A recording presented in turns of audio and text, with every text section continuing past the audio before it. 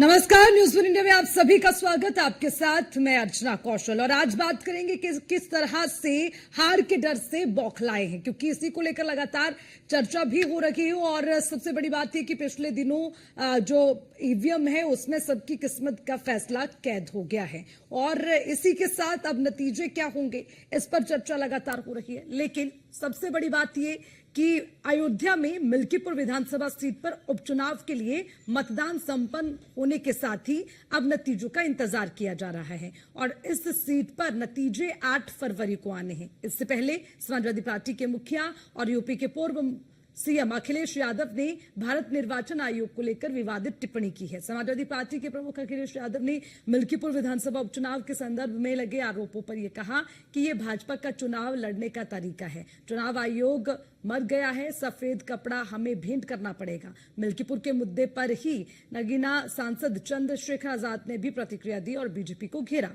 उन्होंने कहा कि मिल्कीपुर में भाजपा ने लोकतंत्र का गला घोंटा है। जिस तरह से सरकारी मशीनरी सत्ता के आगे झुक गई है, वोटों को प्रभावित करने, मतदान में देरी करने, लोगों को धमकाने, वोट ना डालने देने का जो पाप है जो उत्तर प्रदेश सरकार ने किया है वो एक अपराध है और सत्ता में रहकर उन्हें लगता है कि वे कभी नहीं जाएंगे। लेकिन जिस तरह से वो लोकतंत्र की हत्या कर रहे हैं, आने वाले समय में जनता उन्हें जवाब जरूर देगी।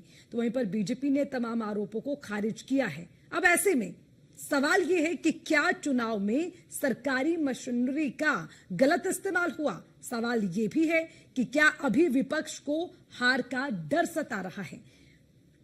तो ये तमाम सवाल हैं और उसी के साथ जो आरोप हैं वो लगातार लगाए जा रहे हैं। अखिलेश यादव जो कि अध्यक्ष हैं समाजवादी पार्टी के, वो आरोप लगा रहे हैं और नगीना से सांसद चंद्रशेखर आजाद वो लगातार सवाल उठा रहे हैं। ये बीजेपी का चुनाव लड़ने का तरीका है।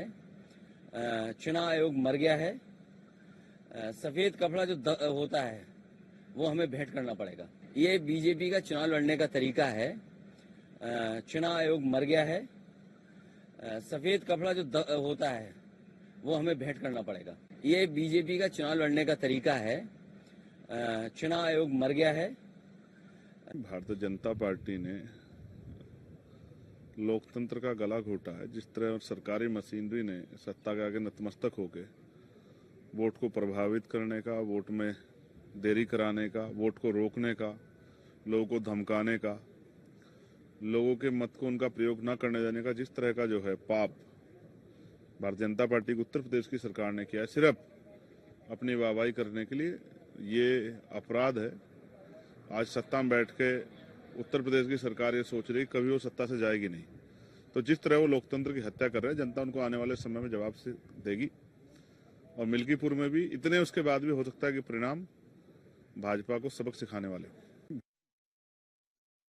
साफ तौर पर अब लगातार आरोप प्रत्यारोप का दौर जारी है और उसी के साथ विपक्ष लगातार आरोप लगा रहा है कि बीजेपी का जो चुनाव करने का है वो अपना तरीका है, बीजेपी मशीनरी का गलत इस्तेमाल करती है। हालांकि देखिए ये आरोप अभी कोई पहली बार नहीं लगे या कोई नई बात नहीं है। इससे पहले भी जब उपचुनाव हुए तो उन उपचुनावों में भी लगातार सवाल उठाए गए हैं।